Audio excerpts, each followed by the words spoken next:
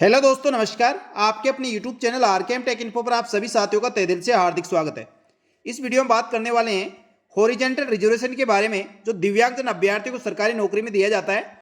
इसको किसी भी भर्ती के अंदर कैसे लागू किया जाता है, साथ ही राजस्थान में दिव्यांगजन अभ्यर्थियों कितने प्रतिशत आरक्षण है और पीएच कैटेगरी के अंदर कौन कौन सी कैटेगरियां होती है और दिव्यांगजन अभ्यर्थियों को आरक्षण में दोहरा फायदा कैसे मिलता है, इन सब के बारे में दोस्तों इस वीडियो में बात करेंगे। इसलिए आप अंत तक बने रहे।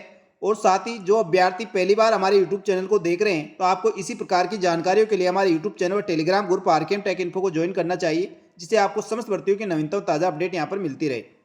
साथ ही दिव्यांगजन अभ्यर्थियों की कैटेगरी लगभग 21 प्रकार की होती है, लेकिन दोस्तों जब भर्तियां निकालते हैं तो उसके अंदर सभी कैटेगरी को मिलाकर उसकी 4 कैटेगरी बनाई गई है।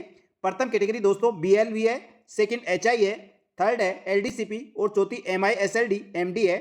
इस प्रकार दोस्तों 4 कैटेगरियों में डिसेबिलिटी अभ्यर्थियों को डिवाइड किया गया है और राजस्थान में दोस्तों सरकारी नौकरियों के अंदर 4% इनको आरक्षण दिया गया है। यानी जो टोटल पोस्टें निकलेगी उसमें से 4% आरक्षण डिसेबिलिटी कैंडिडेट को मिलेगा। यानी जैसे कोई 100 पोस्ट निकलती है तो उसके अंदर से 4 पोस्टें डिसेबिलिटी कैंडिडेट की निकलेगी।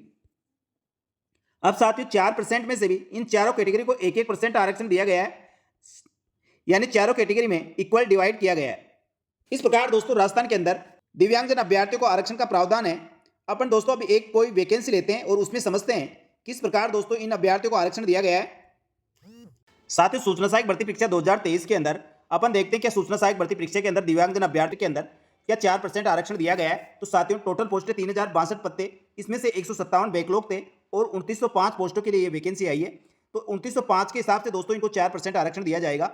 2905 के अनुसार 4% आरक्षण देने के अंदर दोस्तों बीएलवी कैटेगरी को 31 पोस्टें आती है, एचआई की 31 आती है, एलडीसीपी को 30 आती है और एमआईएसएलडी एमडी के अंदर 30 पोस्टें हैं। इस प्रकार दोस्तों देखने पर बिल्कुल स्पष्ट है दिव्यांगजन अभ्यर्थियों को 4% आरक्षण दिया गया है और प्रत्येक कैटेगरी में 1-1% आरक्षण दिया गया है।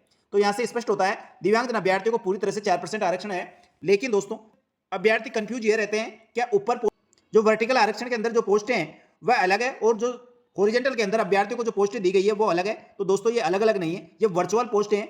इन्हीं कैटेगरी के अंदर से दोस्तों 4% आरक्षण दिया गया। तो 4% के हिसाब से दिव्यांगजन अभ्यर्थियों को पोस्टें इसमें से निकाल के बताई गई है। वैसे दोस्तों ये पोस्टें ऊपर टोटल पोस्टें दिखाई गई है उसी में शामिल है, ये अलग से कोई पोस्टें नहीं है। इस चीज़ का आपको ध्यान रखना चाहिए, क्योंकि दिव्यांगजन अभ्यर्थियों को उचित प्रतिनिधित्व देने के लिए इनको वर्चुअल रूप से दिखाया जाता है कि इनकी पोस्टें इतनी खाली है और इन खाली पदों पे इनका सिलेक्शन किया जाएगा।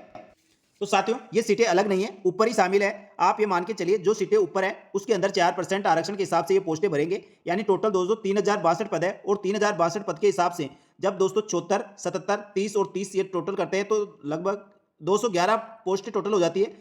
211 कैंडिडेट दिव्यांगजन अभ्यर्थी को 3062 पदों के अंदर समायोजित किया जाएगा, यानी इसमें से ये पोस्टें भरी जाएगी।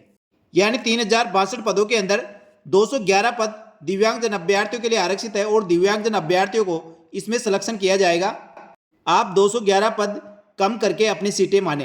तो इसके बाद अभ्यर्थियों के सवाल रहते हैं क्या दिव्यांगजन अभ्यर्थियों की पोस्टें खाली रहती है तो क्या सामान्य तरीके से भरा जा सकता है। तो साथियों सबसे पहले दिव्यांगजन अभ्यर्थियों की अलग अलग 4 कैटेगरी दी गई है। जिस भी कैटेगरी की पोस्टें खाली रहती है उसको दोस्तों इंटरचेंज करके भरा जाता है। यदि इंटरचेंज करने के बाद भी कोई पोस्टें खाली रहती है तो दोस्तों उसको सामान्य प्रक्रिया से भरा जा सकता है, लेकिन जितनी पोस्टें खाली रहती है उसको आगे फॉरवर्ड किया जाता है और आगे भर्ती के अंदर बैकलॉग में निकाला जाता है। जैसे दोस्तों बीएलवी और एचआई कैटेगरी के अंदर 43 और 46 पोस्टें दोस्तों पहले खाली रह चुकी है, तो उनको बैकलॉग प्रक्रिया के द्वारा अब इस भर्ती के अंदर भरा जाएगा। और यदि इस भर्ती के अंदर भी ये अभ्यर्थी नहीं मिलते तो इसको दोस्तों ऐसे करते 3 आगामी भर्तियों के लिए इसको बैकलॉग रखा जाता है। अभी दोस्तों इस सामान्य प्रक्रिया से भर ली जाएगी, लेकिन दोस्तों अभी भी ये पोस्टें यदि नहीं भरती है तो जितनी पोस्टें खाली रहेगी उतनी पोस्टें आगे की भर्ती के लिए फॉरवर्ड कर दिया जाएगा। यानी साथियों आपके समझ में आया होगा दिव्यांगजन अभ्यर्थी को राजस्थान में 4 कैटेगरी है। 4 कैटेगरी में बीएलवी, एचआई, एलडीसीपी, एमआईएसएलडी एमडी ये कैटेगरियां निर्धारित है और इनको 4% आरक्षण दिया गया है और चारों में से दोस्तों इन कैटेगरी को 1-1% सम्मान भागों में बांटा गया है। तो साथियों जितनी पोस्टें निकलती है उसकी 4% वैकेंसी दिव्यांगजन अभ्यर्थियों के लिए आरक्षित होती है और 4 के अंदर से भी दोस्तों इनको 1-1% आरक्षण दिया गया है। इस प्रकार दोस्तों पहली प्राथमिकता दिव्यांगजन अभ्यर्थियों को संबंधित कैटेगरी से बढ़ने का प्रयास किया जाता है। यदि दोस्तों आपस में इन कैटेगरियों में अभ्यर्थी नहीं मिलते तो इंटरचेंज करके भरा जाता है। इंटरचेंज करने के बाद भी यदि अभ्यर्थी नहीं मिलते तो उसको बैकलॉग में आगे फॉरवर्ड कर दिया जाता है और आगामी भर्ती के लिए वह वैकेंसी जोड़कर निकाली जाती है। इस प्रकार राजस्थान में दिव्यांगजन अभ्यर्थियों को सरकारी नौकरी के अंदर आरक्षण दिया जाता है। इस प्रकार की और समस्त जानकारी के लिए हमारे यूट्यूब चैनल और Telegram group RKM take info को ज्वाइन कर सकते हैं। आपको समस्त भर्तियों की नवीनतम ताजा अपडेट यहाँ पर मिलती रहेगी। धन्यवाद। जय हिंद, जय भारत।